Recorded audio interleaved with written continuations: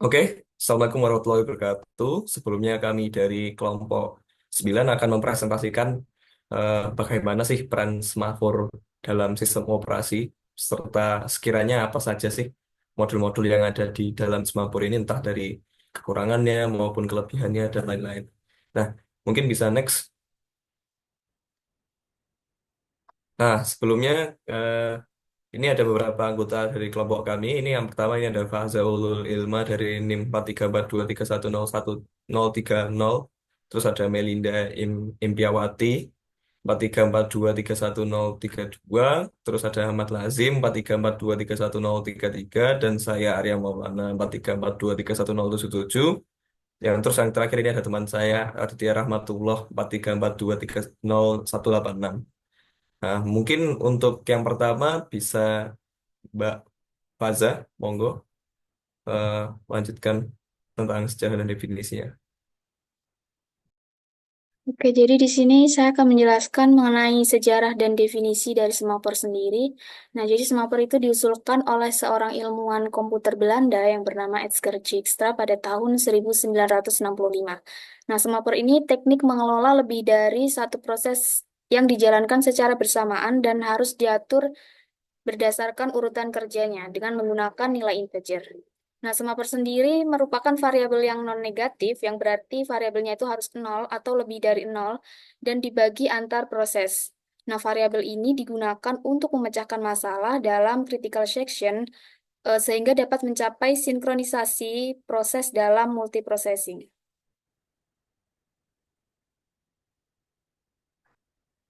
Selanjutnya ada fungsi dari semapor. Yang pertama ada semapor exclusion. Jadi jika suatu proses sedang mengerjakan critical section, maka tidak boleh ada proses lain yang masuk. Nah, yang kedua ada progress. Jadi jika ada proses yang sedang mengerjakan critical section dan ada beberapa proses yang akan masuk, maka hanya proses yang ada pada entry section atau yang sudah meminta izin saja yang boleh berkompetisi untuk mengerjakan critical section. Nah, yang ketiga ada bounded waiting, di mana dia membatasi waktu tunggu dari sebuah proses untuk bisa masuk ke critical section. Nah, jika ada proses yang sudah masuk dalam critical section, itu akan dibatasi dengan waktu yang akan memastikan proses tersebut, proses lain itu tidak menunggu terlalu lama. Untuk selanjutnya ada prinsip dari semapor. Yang pertama ada prinsip eksklusivitas dalam akses resource bersama. Prinsip ini memastikan hanya satu proses yang dapat mengakses resource bersama pada satu waktu. Nah, ini diakses dengan nilai biner, di mana satu itu berarti resource-nya tersedia, dan nol itu berarti sedang digunakan.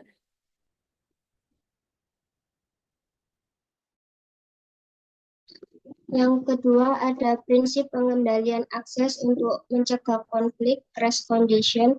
Prinsip ini memastikan bahwa akses ke sumber daya bersama diatur sedemikian rupa sehingga tidak ada konflik atau keadaan yang tidak diinginkan. Ini sangat penting dalam pemrograman multi-threading atau multi-processing di mana beberapa thread atau proses mungkin mencoba mengakses sumber daya yang sama secara bersamaan.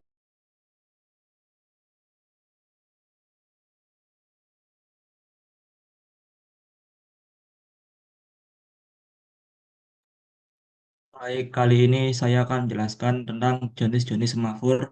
Yang pertama ada semafur biner. Semafur biner hanya memiliki dua nilai, yaitu 0 dan 1, seperti saklar on-off. Digunakan ketika hanya satu proses yang diizinkan mengakses resource. Fungsinya biasanya digunakan untuk mengatur akses eksklusif ke suatu resource yang hanya bisa diakses oleh satu proses pada satu waktu. Jika nilainya satu, artinya tersedia, dan ketika proses mengakses resource nilainya diubah menjadi nol, menandakan resource sedang digunakan dan proses lain harus menunggu. Jenis yang kedua adalah semafor penghitung. Semafor penghitung dapat memiliki nilai lebih dari satu yang menunjukkan jumlah resource yang bisa diakses secara bersamaan. Fungsi digunakan ketika beberapa proses bisa mengakses resource yang sama secara paralel tanpa saling menunggu. Nilai semafor dihitung sesuai jumlah resource yang tersedia, berkurang setiap kali ada proses yang menggunakan resource dan bertambah lagi setelah proses selesai.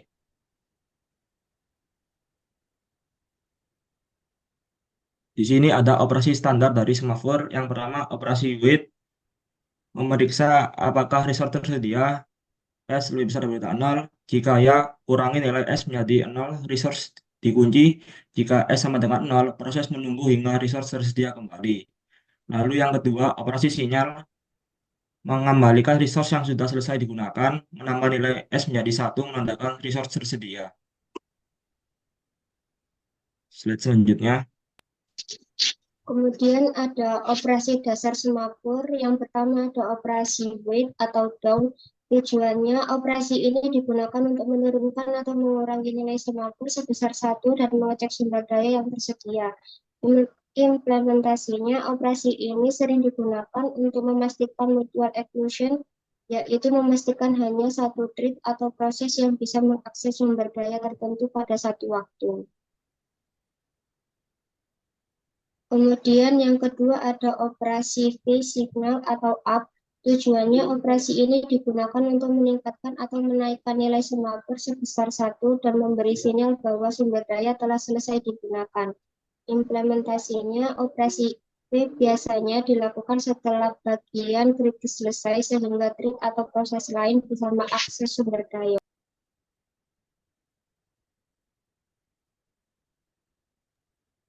Baik, di sini saya akan menjelaskan contoh penerapan dari semafor biner, yaitu akses file bersama.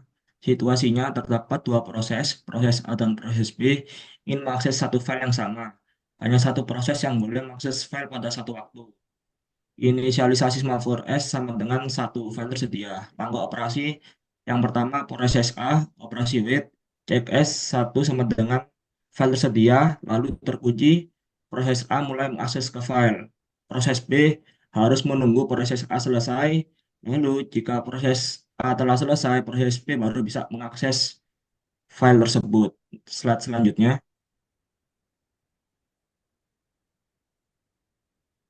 Lalu ini ada contoh penerapan dari semafor penghitung, akses koneksi database.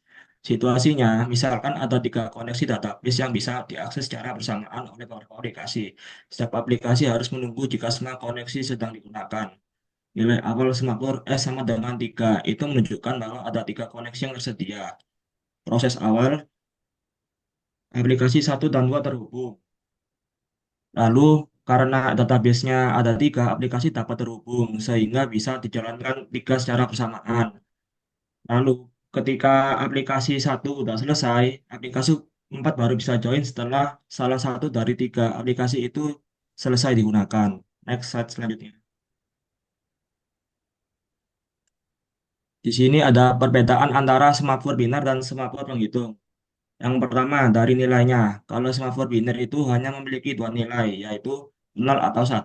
Kalau semafor penghitung memiliki lebih dari satu nilai. Sekarang fungsinya. Di fungsi semafor biner mengatur akses eksklusif ke satu resource, lalu penghitung mengatur akses ke beberapa resource. Lalu aspek penggunaan. Semafor biner digunakan jika hanya satu proses yang boleh mengakses resource pada satu waktu. Kalau penghitung digunakan jika beberapa proses bisa mengakses resource secara bersamaan. Contoh kasusnya seperti yang tadi, pada semafor biner, akses file hanya boleh diakses satu proses. Kalau penghitung seperti tadi, koneksi database bisa dipakai oleh beberapa pengguna sekaligus. Selanjutnya, next.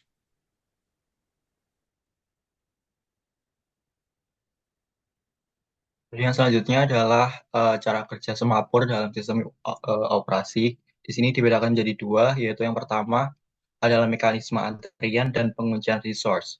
Yang kedua adalah implementasi proses sinkronisasi pada sistem operasi. Lanjut.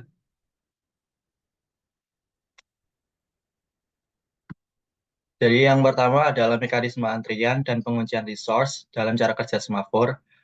Dalam antrian proses, ketika sebuah proses mencoba mengakses sumber daya yang sedang digunakan oleh proses lain, semafor akan mencegah akses langsung. Proses tersebut akan ditunda dan dimasukkan ke dalam antrian.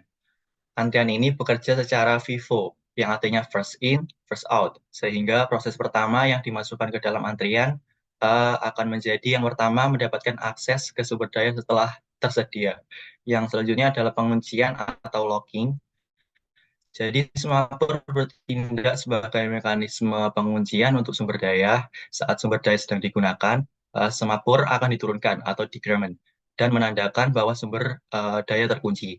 Setelah itu, penggunaan selesai, semafor dinaikkan atau increment, menunjukkan bahwa sumber daya sekarang tersedia untuk proses lain. Mekanisme ini membantu dalam mencegah kondisi yang disebut race condition, di mana beberapa proses secara bersamaan mengakses dan memodifikasi data yang sama, yang dapat menyebabkan ketidakkonsistenan data. Selanjutnya,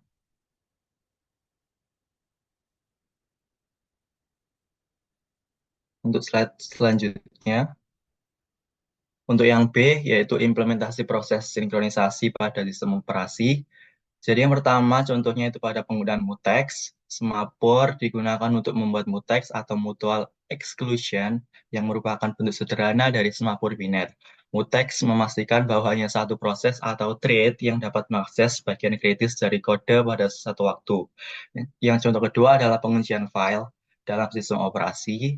Semapur digunakan untuk mengatur penguncian file sehingga hanya satu proses yang dapat membaca atau menulis ke file tertentu pada saat yang sama dan mencegah terjadinya data korupsi. Contohnya ketika adalah pengelolaan memori bersama atau shared resource pada sistem operasi yang memungkinkan memori bersama, semapur digunakan untuk mengakses akses ke blok memori yang dibagi antara beberapa proses. Ini memastikan bahwa tidak ada proses yang dapat memodifikasi data secara bersamaan, yang bisa menyebabkan inkonsistensi. Selanjutnya,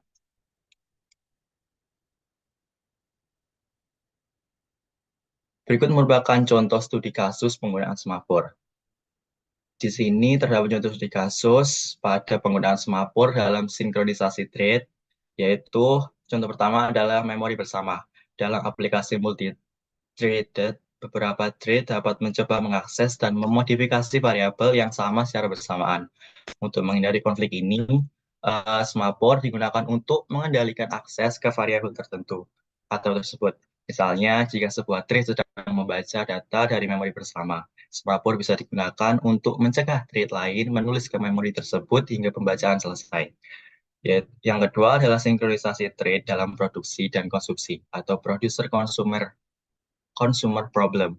Dalam kasus di mana ada proses produsen yang menghasilkan data dan proses konsumen yang menggunakan data, semapur digunakan untuk menjaga keseimbangan antara jumlah item yang diproduksi dan dikonsumsi. Semapur membantu menghindari situasi di mana konsumen mencoba mengambil data ketika tidak ada data yang tersedia atau underflow, atau produsen mencoba menambah data ketika buffer penuh, atau yang disebut dengan overflow. Lanjut. Nah, ini selanjutnya adalah beberapa tantangan dan resiko dalam penggunaan semafor. Yang pertama ini ada deadlock. Nah, jika proses yang saling menunggu sumber daya, ini bakal menciptakan lingkaran ketergantungan. Jadi contohnya seperti di gambar itu ada, pertama itu ada resource satu yang terassign ke proses satu. Lalu proses proses satu ini menunggu resource kedua, yang dimana resource kedua ini sedang dipakai oleh proses kedua. Dan begitupun juga proses dua ini juga menunggu si resource pertama ini. Jadi ini akan menciptakan lingkaran yang saling menunggu, biasanya disebut deadlock. Dan yang kedua ini ada starvation. Jadi starvation ini proses yang tertunda atau diabaikan karena dia nggak bakal dapat eh, sumber daya. Jadi pada contohnya di sini kan yang ada di eksekusi kan ini ya priority yang pertama, proses dengan priority yang pertama. Dan kemudian ini ada tiga proses mengantri, ada priority kedua, priority ketiga, dan priority kelima. Dan tiba-tiba ini ada priority keempat yang ikutan antri. Jadi yang priority kelima ini nggak akan dapat jatah sumber daya untuk eh, melakukan proses gitu. Jadi dia bakal ditunda kalau misal ada priority yang lebih rendah seperti itu. Mungkin bisa di next. Nah, ini ada beberapa contoh penerapan semafor di sistem operasi populer. Ini ada tiga. Ini ada Linux, ada Windows, sama macOS. Sebenarnya saya lagi nyari yang Solaris, cuman nggak ketemu. Nah, ini yang pertama ini ada Linux. Linux ini dia itu eh, make penerapan semafor ini untuk sinkronisasi antar thread itu make POSIX semafor. Terus ada sistem sistem virtualization semafor yang dia itu digunakan untuk pengolahan inter-process communication. Lalu yang kedua ini ada Windows. eh, Pengenerapan semafor ini digunakan untuk mengatur jumlah thread yang mengakses sumber daya melalui Windows API. Biasanya pakai Windows 32 API buat ngatur beberapa jumlah threadnya secara manual. Terus terus yang ketiga ini ada Mac OS, semafor POSIX untuk sinkronisasi multithread menggunakan Grand Central Dispatch atau GCD seperti itu. Nah, mungkin eh, sekian ya dari kalau kami. Bisa di next, Mbak. Nah, mungkin ini sekian dari kelompok kami. Apabila ada salah dan kurang, mohon maaf. Eh, saya selaku perwakilan kelompok 9 izin menutup. Terima kasih. Wassalamualaikum warahmatullahi wabarakatuh. Waalaikumsalam.